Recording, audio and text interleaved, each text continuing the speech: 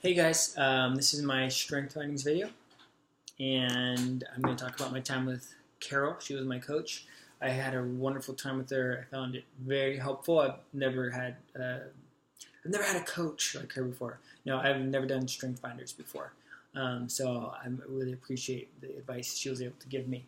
So I'm just going to read my strengths and talk about them. So my 5 strengths are intellection, input, learner, context, and restorative. Maybe not a learner. I can't remember those 5. I keep on having to read them. But the point stands. The top 4 are for reflection, and then the last one is going to be what energizes me. I've seen this in my own life. Individually, I'm very routine-oriented. I love the mornings. I love being able to have time alone so I can read and be able to write and think or pray.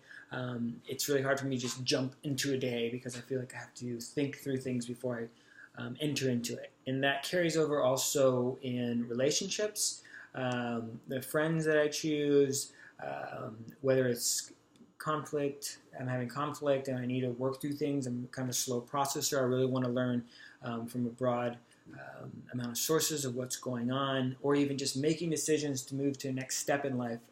It takes me a while to do that. So she was showing me how that sometimes is a strength, or that is one of my strengths, but it is definitely one of my biggest weaknesses in being kind of slow. It's like you need to act every once in a while in life, or else you'll be stuck in a kitchen like this. The way that I see this in the future, and even trying to think about my call, my CIQ, is on the one hand teaching. I love learning, so whether it's just about society or about the church, I just really want to know, where do we come from, where are we now, how's that affect where we're going to go, and that plays over in doing ministry. I just get really interested in people. I want to know their whole story. In the same way as I want to see history and just study the world and know how it all hangs together, I look at a person and I think, how did they come to be? And how can I listen to them with that one motive of how can I hopefully bless them?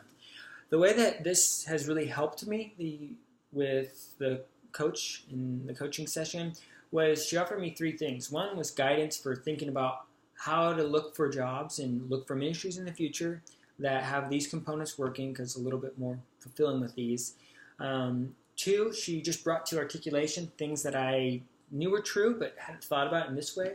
And then 3, just gave me a lot of peace of mind, because most people I hang out with, all my really good friends, my family members, my fiance, don't have the same type of strength as me. So it makes me a little insecure because they're not as much into being alone.